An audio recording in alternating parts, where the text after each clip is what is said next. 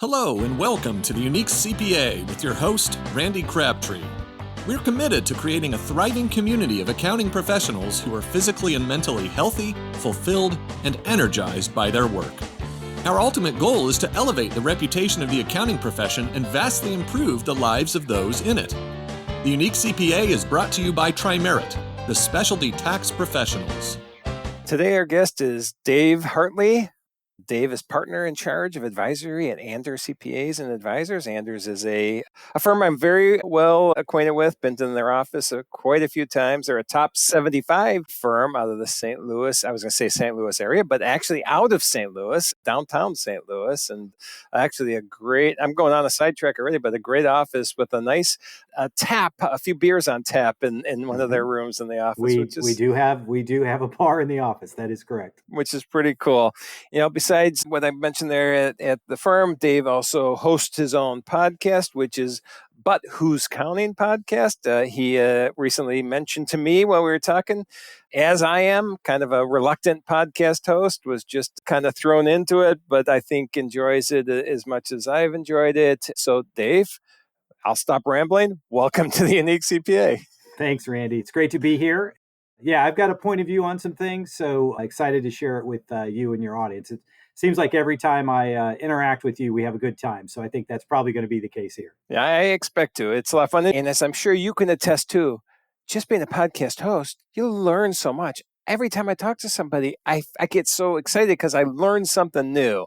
And I assume that's the same with you. Absolutely. Yeah, we're on season 3. And this year for But Who's Counting, we're focusing on innovation. That's our theme for the year. Nice. So already we're 4 episodes into the season, and some of the things and the perspectives on innovation that we've gotten as part of that, it's been mind-blowing. So well, that's cool. It's fun. So we can talk about anything. In fact, I gave you a little bio, but why don't you give us a little more background before we jump into things? Yeah, happy to. So Dave Hartley, I lead the advisory practice at Anders. And most firms define advisory differently. So just so everybody knows, basically for us, that's everything except audit and tax and internal administration. So for us, the biggest parts of our advisory practice, I think we've got 115 people in our advisory practice now. Of that, about half of that is our virtual CFO practice. Many of those folks are spread all around the country. So we've got team members in, I think, 26, 27 states. The other major chunk is our technology practice. So we outsource and co-source technology for small to mid-sized companies. And then we have other things like we help with recruiting, forensics, valuation, litigation services. And we have a great healthcare niche, which is doing really well for us. So that's a little bit about Anders. My background, I've actually been in the profession for over 3 decades now, which is crazy. I don't feel that old. But I actually started Big Four. So I did a decade in Big Four, did audit for a while, transitioned over to consulting. And then a couple other hops. And then I actually left the CPA profession and I went to the technology. Those, huh? Yeah, I went to the technology side of the house. And then the obvious question that I'm sure your listeners are thinking, which I get all the time, which is, why did you come back? Yep. And so I did. I led technology for a public company for 6 years, and it was a great experience. And I think being on the other side of the desk has made me a much better advisor because I know how hard it is because I've done it. And I've had the sleepless nights. I've had project implementations go wrong. I've had employee issues to deal with. So all of that I think is great. And then I joined Anders just over 5 years ago and kind of came back to the CPA world. So for me, it's a perfect blend of sort of the technology aspect and how that's changing the profession combined with I was in audit back in the day. So I kind of understand different things about how things are done across the firm. So anyway, that's about 60 seconds about me and Anders as well. So you're a success story then for the profession. Left and came back. I kind of like that. So one other thing I took out of that, which I'll have to apologize for, is it sounds like you work closely with Jody Grundon then. Mm-hmm. Oh. I do. I do. Yep. So I get to work with Jody on almost a daily basis. So we don't agree on everything, and I love him like a brother. But me, Jody, Adam, we're all best idea wins. So we all put our stuff on the table, and sometimes I win, sometimes I don't. But yeah, it's a lot of fun. And the virtual CFO practice has brought a lot to the firm, and I think is going to be a big part of our future. Yeah, and so I'm sure anybody that's listening to the show, if you listen for a long time, Jody's been a guest in the past, and Jody ran a virtual CFO firm that merged in with Anders, like 3 years ago, or am I timing off? Just over 2 years ago. 2 years ago. Yep. Okay. And actually, I think it would be interesting for your listeners, kind of the backstory behind that. Sure. That we actually had a really strong outsourced accounting practice already, and we referred to it as OAS, outsourced accounting services, and it was great. But as we step back and we go through a lot of strategic planning, strategic road mapping at Anders, and one of the things that we recognized is that business over time, the margins were going to be compressed just because it was becoming more and more of a commodity. Yep. So we knew we needed to go out and find that differentiating factor, which for us was the virtual CFO part of it. And so we went out with the goal of finding the best virtual CFO firm in the country. We found Jody and Adam and the team at Summit CPA Group, and we were able to work out a deal where they joined us just about 2 years ago. And so for us as a firm, major part of our advisory practice, and we think just the value that virtual CFO services and the general shift in advisory and in CPAs from being reactive to proactive, we think that all plays in perfectly with sort of where the profession is going. Yeah, and I love that reactive. Wait, say it again. So I mean, when I think about, and even From like, reactive. yeah, when I was going to say it backwards. when I was in audit, that was one of the things that frustrated me, was that all I was doing was looking back. Right. And I think we've done that a lot. You prepare a tax return, it's basically, here's what happened. We're going to account for it. We're going to calculate tax on it. Yep. And I think the future of the profession is much more that proactive lens of making our clients' businesses better. And so I think what we're doing as part of our virtual CFO team in a lot of our practice areas, and including, we even do that as part of our audit and tax practices as well. But anyway, we think that's, very much where we're headed in the future. Yeah, well, that brings me to probably the point that I wanted to bring up on this whole conversation is I love one of the taglines that you have on your LinkedIn profile, which is your CPA innovator, podcast host, and the final thing, building the future-ready firm at Anders. And I love that because that's part of what you were just explaining. What is the future and how do we be future-ready? So when you think future-ready, when you think Anders, which is a top 75 firm, I'm guessing anything you talk about, even at a large firm like that, can equate to other firms. So what are the key things that you think firms need to be equipped with to be future ready? Well, I think one of the underlying things is you've got to be ready to change. Your team, your leadership has to be open to actually assessing the landscape and being willing to make changes, which is not a strong suit of the CPA profession. Nope. So you've got a lot of firms that have been doing the same thing for a long time. And I fully respect the team at Anders that had the vision. They basically in 2018 decided that they were going to get very serious about advisory services. So, and this predates me at the firm, but they said, we don't have anybody internally with the time and or capacity to really lead this. So we need to go find somebody. So they came out, recruited me in. I looked at where Anders was and the great firm that it is, and I'd always admired it from afar. And so to have the opportunity to go there and be part of this, that to me is one of the great characteristics of a future ready firm, which is we're looking at the landscape, we're constantly assessing it, and then we're going to make moves and adjustments. So right now we're going through a fairly major project where we're doing a strategic road mapping effort where we're actually looking at everything about the firm in terms of how we're structured. Should we be organized the way that we are? Our compensation, how do we do that? Because generally in CPA firms, there's sort of you're a partner or you're not. And if you're not a partner, then you're just working for the partners. So how do we change that mindset? How do we get our team members to really feel like they're sharing in the success of the firm going forward? So I think that openness to change is super important.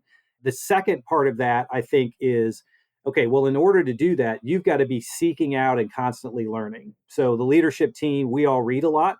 But the other thing is that we go to conferences. We're a member of LEA Global. Mm-hmm. So that's our alliance that we're a part of. We network with those firms. We learn from those firms. We go to conferences like Randy, like yours. I was there last year and I learned a great deal there. And that's part of how you learn those things and then you bring them back and you start to think about how they could impact your organization. And I think that probably the third element of that is you got to be serious about technology. You've got to recognize that technology is going to have a significant impact on the profession, and you've got to start dealing with that now. The challenge to all of that is that it's a great time to be a CPA firm.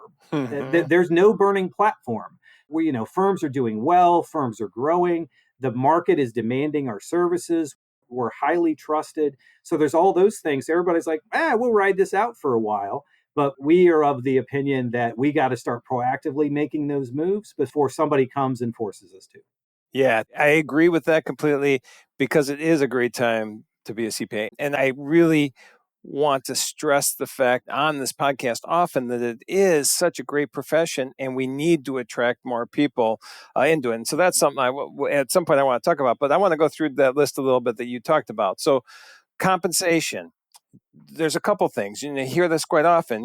So there are many people that go into the profession. They don't really, I don't know if this is the right way to say it, care to be a partner or not. That's not the ultimate goal of a lot of people. Probably less of a goal than it was in the past, unless I hear things wrong. But that's what I'm hearing. But they still, should be rewarded. So when you look at a comp structure, do you have a plan in place now that still needs to evolve that you think is starting to change the way comp is looked at? Well, we do, and it's good. Okay. But I think that's the challenge. So when we look at it, what we're hearing from our team members is, so we have a bonus structure where we do bonuses, and those are based on the contributions that people make to the firm. So we've got your base compensation, but then we try to recognize our high performers and we try to really do that. So that's good. What we're hearing from our professionals, though, is I want more control over that. In some ways, it's kind of a trust me system and I sit on the staff comp committee, so I know the discussions that happen and how we try to do that. But more and more of our team members are saying, I want to know with certainty kind of what that looks like. What are the things that I can do and how that can work? Yep. So we're stepping back and reassessing and really rethinking everything about how we do compensation and how we can make it more impactful for our team members, for their engagement and their motivation, and then also to make sure that they understand and feel confident in how they're going to be compensated. And when you talk about overall the firm in general, but compensation's, I think, a big part of it. I think transparency is important. And sometimes, historically, and even me personally, historically, I had a hard time, sharing numbers of the firm and sharing comp numbers and all that. But I think if people knew, not that the partnership model has to be the one that exists, but if people knew the potential earnings, especially when you get to a partner level. And I think it's often been kept this secret. Oh, we're not going to tell people what partners are making. Do you guys have any type of policy around that transparency with these types of numbers? Well, from our positions that we post, where we're required to disclose, comp ranges Right. and all that kind of stuff. But we don't have a great way of being transparent about that. But we do have, I have colleagues that will go on an amazing vacation and they'll come back and they don't want to talk about it because they fear that it'll make people jealous. Right. And I'm like, no, you need to talk about it because Right. if we want people to be excited to be here and to be a partner, if they don't see the lifestyle that we actually have, then they're not going to know how great this is. But Randy, I did actually explore this topic because when we talk about the health of the profession, one of the issues is the pipeline. Yep. And one of the aspects of that issue is starting salaries. Yeah. And that's another thing that the profession's not great at because you look at, well, I could start at an accounting firm making 55, but if I went in analytics or supply chain, I'd come out at 70. Right. So we're losing a lot of great students that are choosing to go elsewhere. But the untold part of that, which a lot of this is we need to get better at telling our story.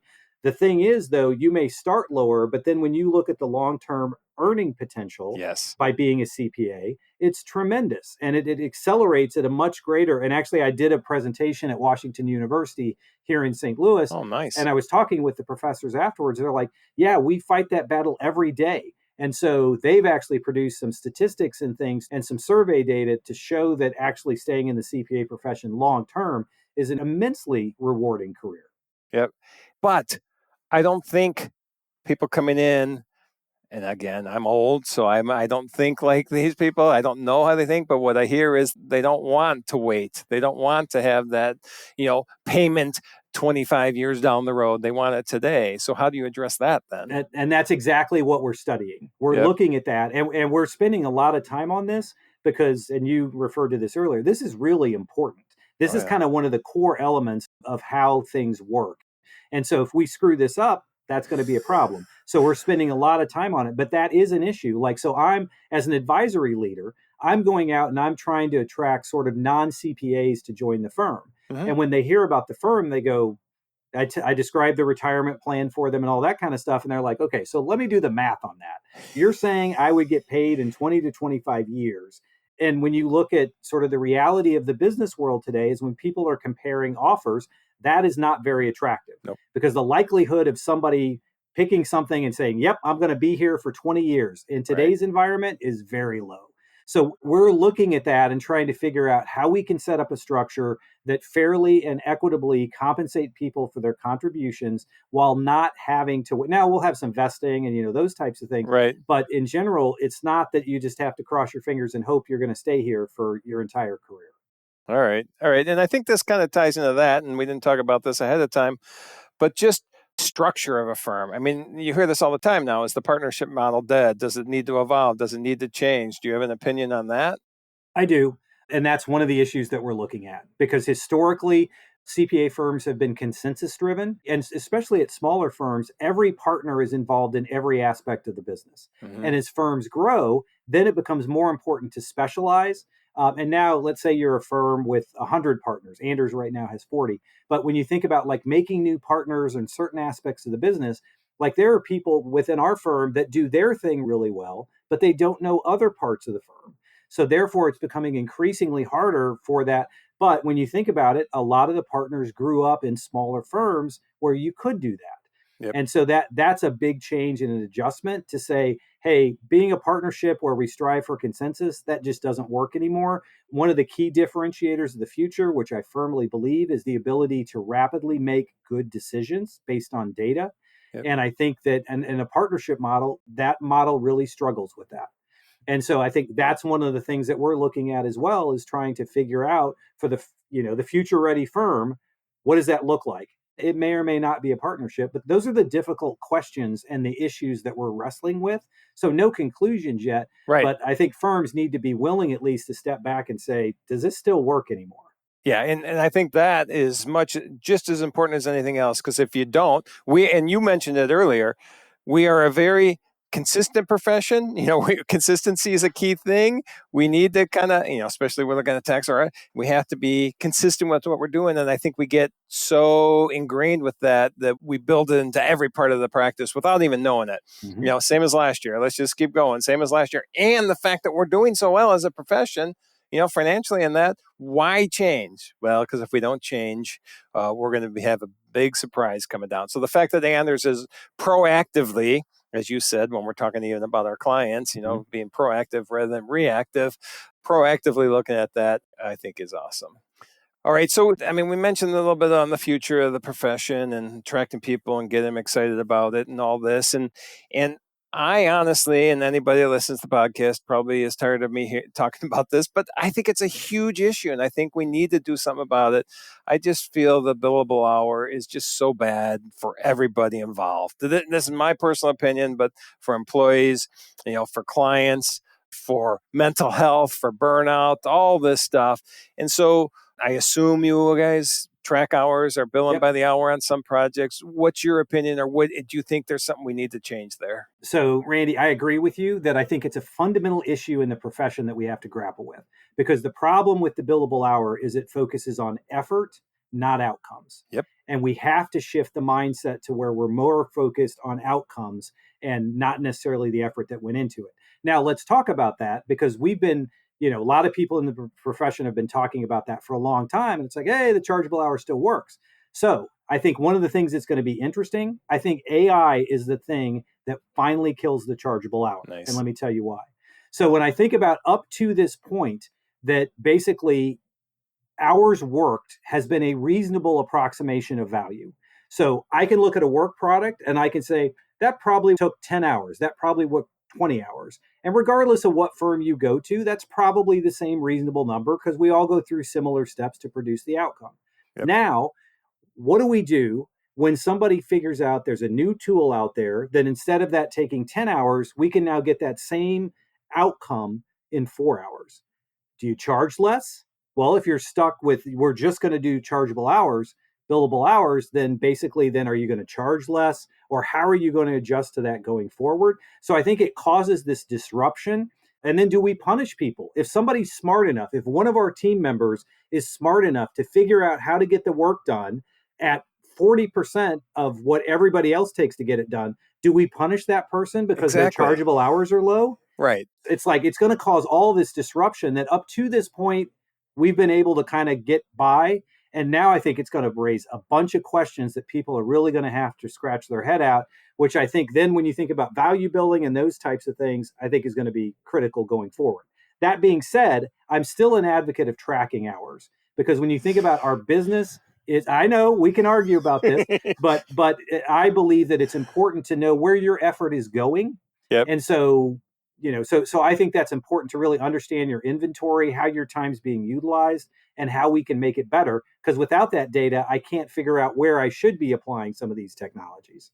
Won't AI somehow help us do that without tracking an hour? I don't know. I don't So it understand. could. So when you think about some of these practice management systems and where people are, shouldn't be able to take that out, look at your prior periods, figure out where that goes, and then basically instead of it taking you an hour to do that, maybe it takes you 10 minutes a week Right. to record your time. I do think we'll get better at that, and the systems will get better, but I think that underlying principle has value.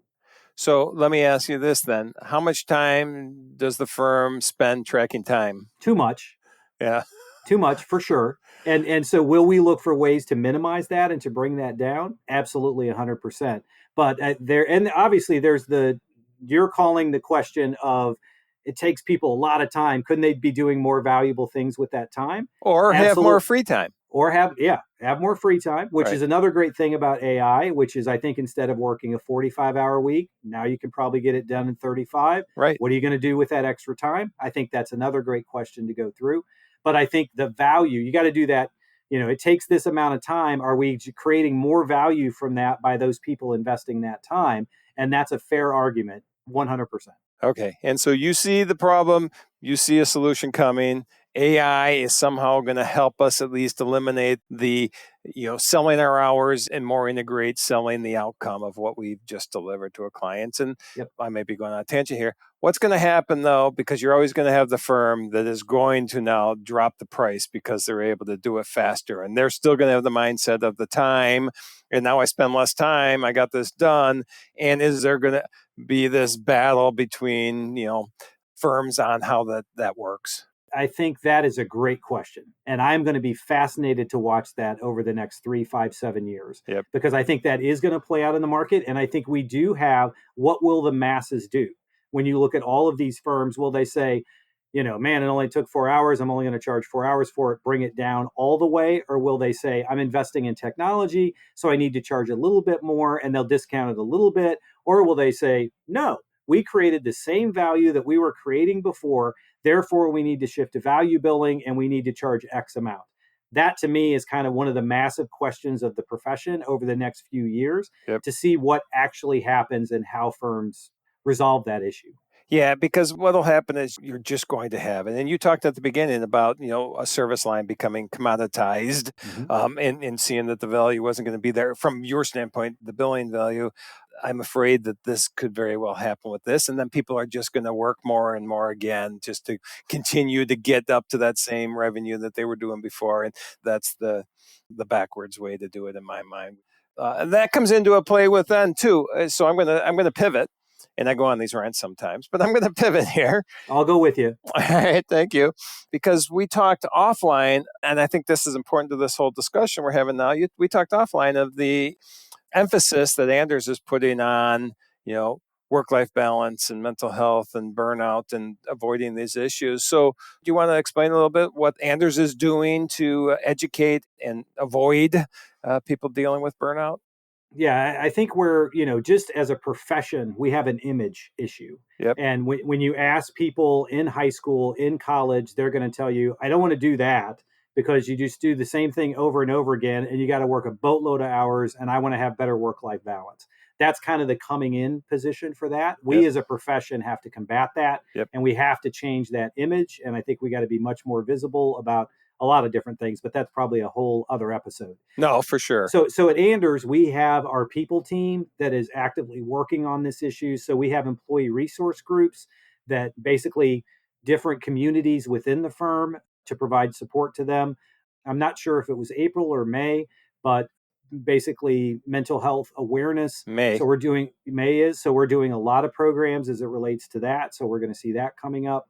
And just in general, as a firm, the leadership team takes this seriously. And we recognize that we've got to figure out a better way. The unfortunate reality is that for our audit practices and our tax practices, we have this massive compression issue. Yep. So it would certainly help if we got some relief on the compression issue.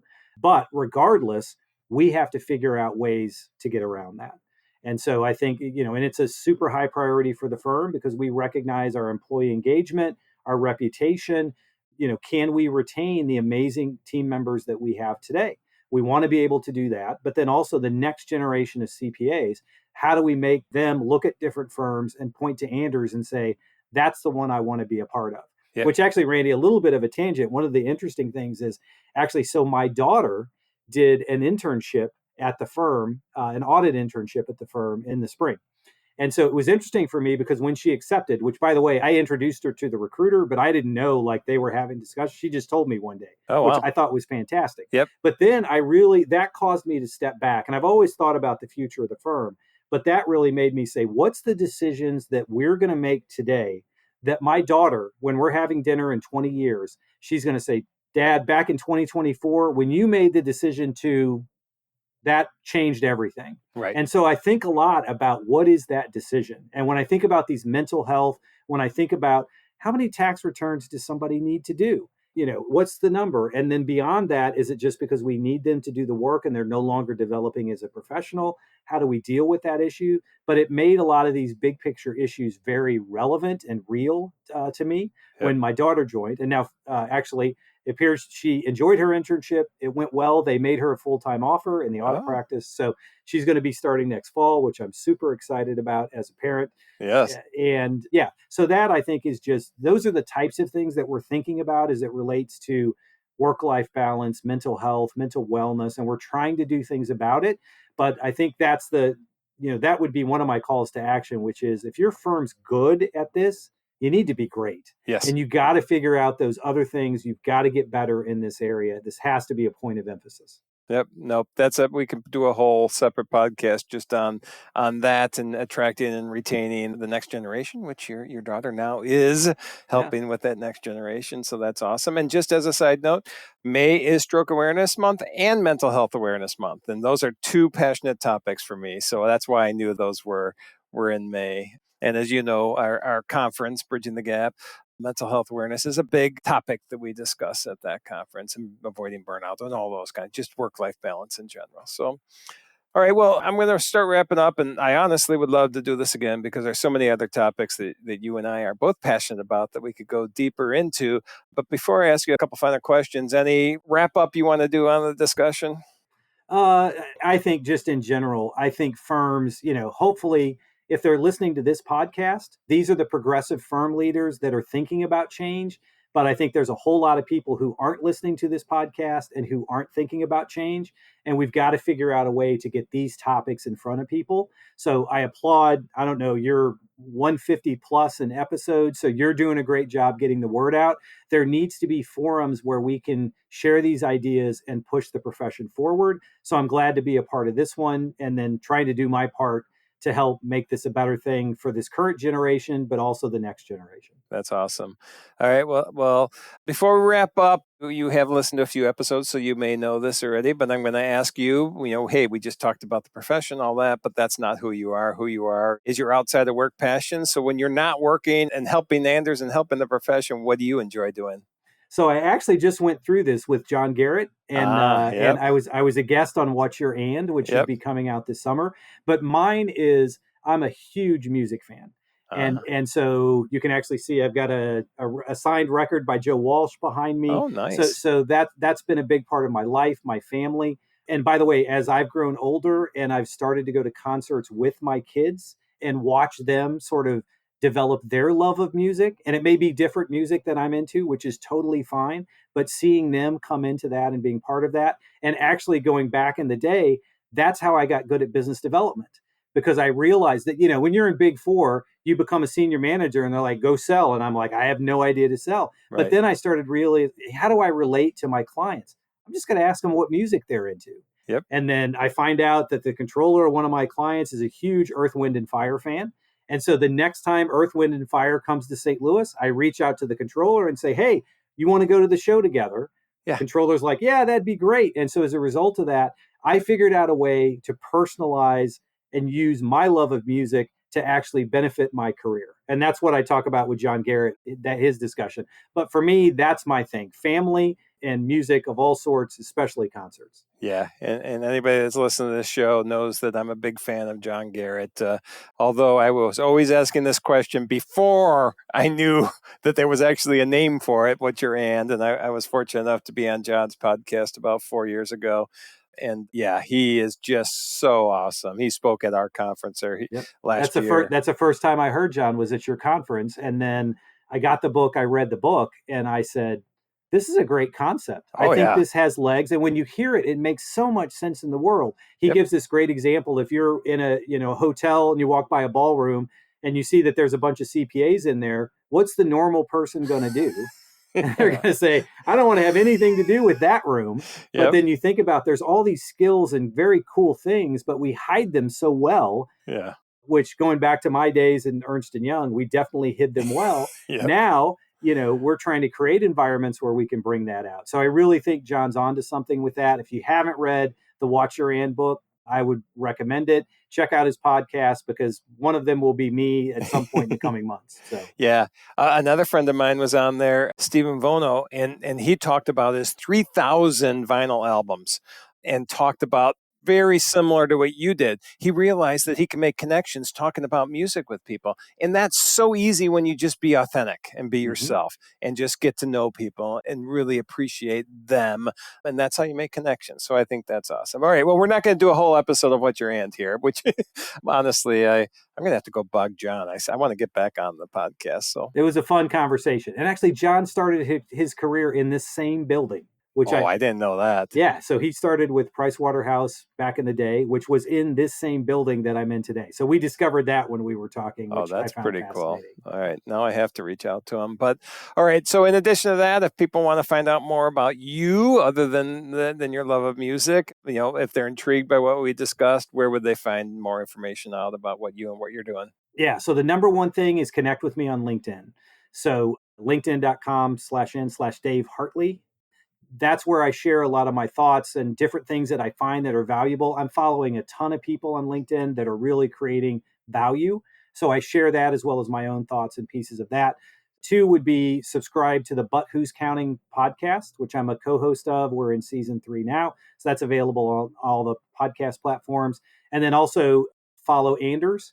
And so Anders, we publish a ton of thought leadership, and we very freely share our insights and our thinking. Some people would say too much, but we put that out there. And so if you follow us, you'll learn a few things along the way and hopefully provide us some feedback. But Randy, I'd love to connect with any of your listeners. Those would be the best ways to get in touch with me. Yeah, that's awesome. And I've always had a motto, share your knowledge. So I don't think you can put out too much information. I think if you share your knowledge, people are going to realize that you know what you're talking about, and they're going to come to you for whatever needs they have.